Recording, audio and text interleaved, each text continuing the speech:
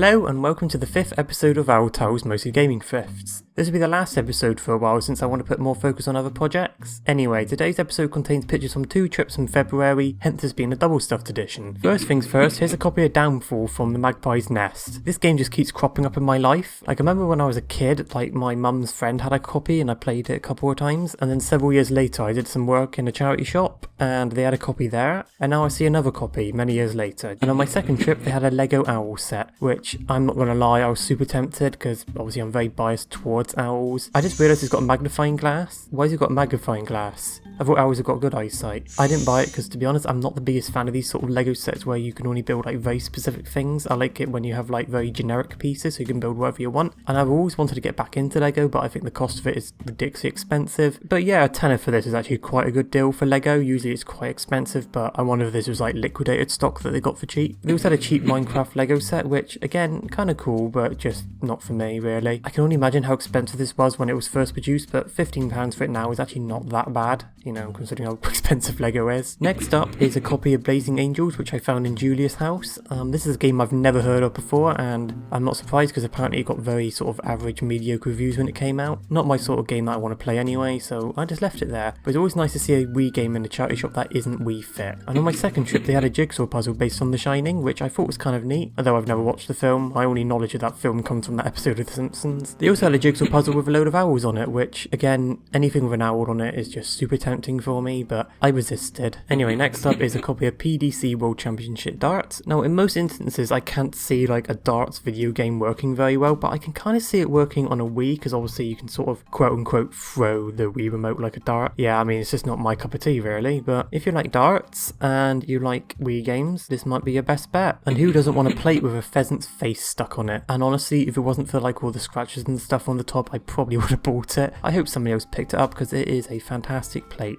I wish people outside would shut the f*** up. Anyways, here's the official Five Nights at Freddy's Survive Till 6 AM game. I don't know how you could translate Five Nights at Freddy's to a board game, but here we are. I've not played any of them, although I know way too much about them. But yeah, I mean, if you like Five Nights at Freddy's and you want to survive till 6 AM, this is the game for you. They also had a copy of this game called Go for Broke, which I'm guessing it's sort of like Monopoly in reverse. But yeah, I kind of wish I picked this one up now because I didn't buy it. From what I've read, it's got better reviews than Monopoly at least, so it can't be that bad. And here's a candidate for the weirdest t-shirt of all time, the Piggy and Cabbage Show. I have no idea what this is a reference to. I mean, I know it's a parody of the Itchy and Scratchy Show from The Simpsons. I typed it into Google and all I get is the Redbubble site to buy it as a shirt. I mean, if you know what this is, please let me know. I'm just curious because it's the weirdest shirt I've ever seen because I can't find any context for it. They also had a Poland Ball shirt, which I barely know what that is. I know it's an internet thing, but again, another weird thing to find. They also had a Street Fighter shirt, which I think that's Street Fighter. I've never played any of the games. They also had a Portal jumper, which, you know what?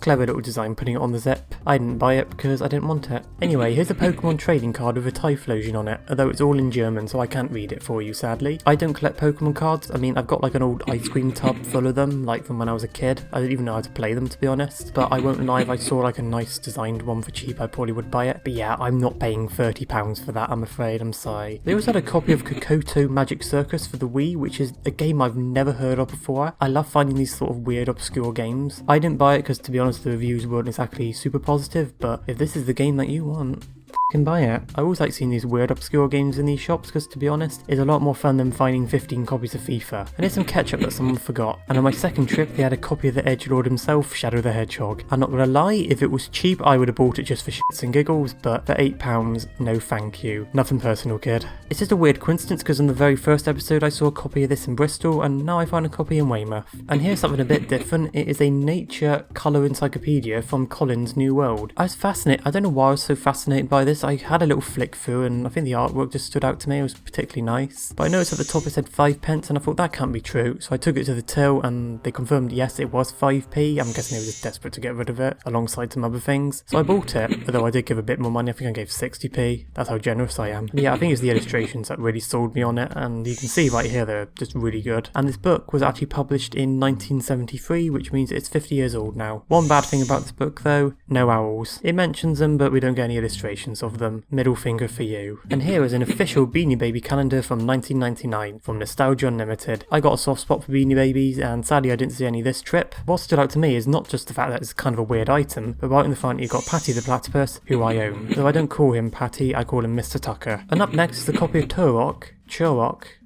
Churro Evolution, and I bought it because anytime I see a cheap PS2 game that's decent, I will buy it. I actually do own the original one on the Nintendo 64, but I haven't sat down and played it yet. And on a second trip on there, they had a Star Trek novel called The Ashes of Eden, a novel by William Shatner himself. I have no idea how good this novel is. I've heard mixed things about Star Trek novels in general. Hopefully this one will be decent. I also found this South Park jigsaw puzzle in one of the Weldmar Hospice Care Trusts. It's a really old one, like it's dated like the late 90s, like vintage South Park, which is not a term I really expected to ever use. I didn't buy it because, to be honest, I just don't really have room for jigsaw puzzles at the moment, but I thought this is an interesting thing. And it's a PS2 game I've never seen before. It is Ice Age 2 The Meltdown, based on the hit film that nobody remembers. From what I read, it actually got decent reviews, nothing extraordinary, but I kind of regret not picking it up now because I'm always looking for like weird games. And the very last item is the Internet for Dummies. I don't know if they make these dummy guides anymore. I was about to say dummy fic, I'm sorry. But anyway, I thought this was mildly amusing because this body was dated the moment it came out. It kind of reminds me of those Minecraft guides you see for sale. It's like the moment they come out, they're just out of date because things change so quickly. Anyway, here are the things that I bought from these 2 trips. I don't even remember. And I may see you in the future.